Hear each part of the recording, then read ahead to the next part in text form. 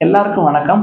மீண்டும் உழவன் தளத்திற்கு எல்லாரையும் நான் வரவேற்கிறேங்க. இன்னைக்கு நம்ம ஒரு 5 விஷயத்த பத்தி பார்க்க போறோங்க. ஃபர்ஸ்ட்டு உணவு, அடுத்து உறக்கம், அடுத்து விளையாட்டு, அடுத்து கல்வி.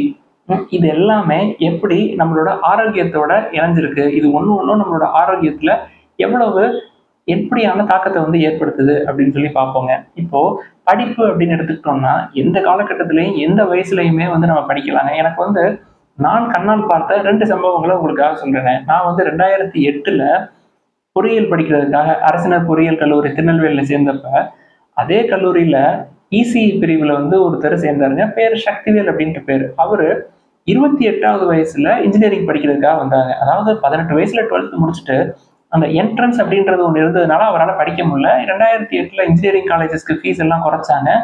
தென் என்ட்ரன்ஸ் எல்லாம் எடுத்தாங்க. அது மூலமா அவர் வந்துட்டாரு. 10 ஆண்டுகள் பெயிண்டரா வேலை பார்த்தாருங்க. வேலை பார்த்துட்டு 11வது ஆண்டு அதோட அவரோட 28வது வயசுல படிக்கிறதுக்கு உள்ள வந்தாரு. அதுக்கப்புறம் சக்சஸ்ஃபுல்லா அதை படிச்சு முடிச்சாரு. முடிச்சுட்டு அரசு வேலைக்கு போயிட்டாரு. 32வது வயசுல முடிச்சுட்டு அரசு வேலைக்கு போயிட்டாருங்க. இது எனக்கு ஒரு முதல் அனுபவம். நாங்க அவர் 28 வயசுல உள்ள என்டர் ஆனப்ப அவர் பெயிண்டர் அப்படிங்கிறதுனால அற்புதமான லிசனிங் ஸ்கில்ஸ் அவருக்கு உண்டுங்க. என்ன விஷயம் அப்படின்னா, அவருக்கு காது கேட்காதுங்க. 2 காதுமே நம்மளுடைய வாயோட அசைவு இருக்கு இல்லையா, அதை வச்சுதான் அவர் கம்யூனிகேட் பண்ணுவார்.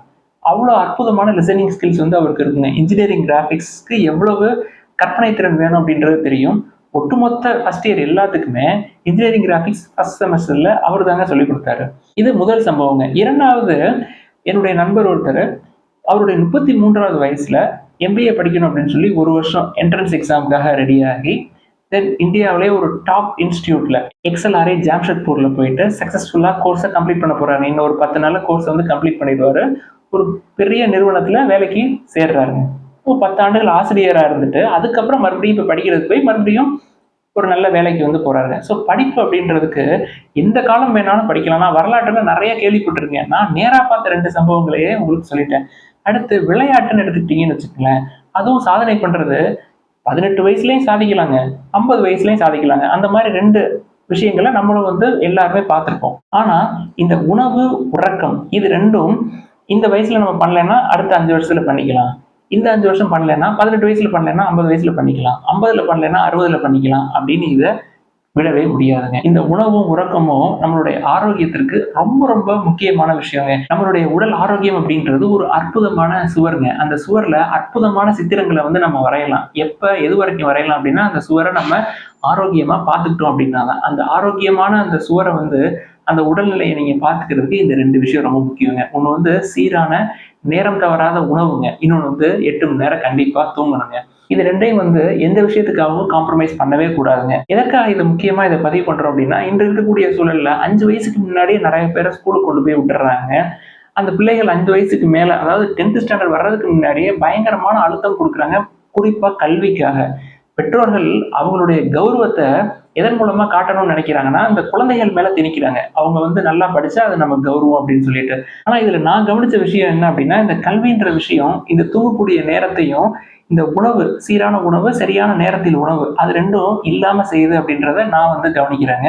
இது சிறுவர்கள் 18 வயசுக்கு உள்ள இருக்கவங்கள, இந்த 25க்கு மேல் வயதில் இருக்கிறவங்களை எடுத்துக்கிட்டோம் அப்படின்னா, ஒரு 8 மணி நேரம் தூக்கம் கண்டிப்பா வேணும் அப்படின்றத உறுதி பண்ணணுங்க. அடுத்து ஒரு 8 மணி நேரம் நீங்க உங்களோட ஃபேமிலியோட, உங்களோட ஃப்ரெண்ட்ஸ் கூட ஒரு ரிலேஷன்ஷிப்பை பில்டப் பண்ணணும் அப்படின்றதுக்காக ஒரு 8 மணி நேரத்தை செலவு பண்ணணும். தென் 8 மணி நேரத்துக்கு மேல வேலை பார்க்கக்கூடாது அப்படின்ற தீர்மானம் நீங்க எடுக்கணுங்க. விளையாடுறது எந்த வயசுல வேணாலும் விளையாடலாம்னு சொல்லிட்டேன். படிக்கிறது எந்த வயசுல வேணாலும் படிக்கலாம்னு சொல்லிட்டேங்க. 18 வயசுலயும் டிகிரி படிக்கலாம், 32 வயசுலயும் படிக்கலாம், 28 வயசுலயும் படிக்கலாம்னு சொல்லிட்டேங்க. சாதனை பண்றதுக்கும் ஏஜ் கிடையாதுங்க. 19, 18 வயசுலயும் சாதனை பண்ணலாம், 50, 52 வயசுலயும் சாதனை பண்ணலாம், 70 வயசுலயும் சாதனை பண்ணலாங்க. 70 வயசுல சாதனை அப்படிங்கிறது உங்களோட உடல் என்னும் சுவர் இருக்கு பாத்தீங்களா, அந்த சுவர் சித்திரம் வரைகிறதுக்கு அருமையாக இருக்கு, 70 வயசுலயும் அற்புதமா இருக்கு அப்படின்னாலே அதுவே பெரிய சாதனை தாங்க. இதை தாங்க இன்னைக்கு பேசணும்னு நினைச்சோம். ஏதாவது சந்தேகங்கள், கேள்விகள் இருந்தா எல்லாத்தையும் எழுதுங்க. எல்லாருக்கும் நன்றி.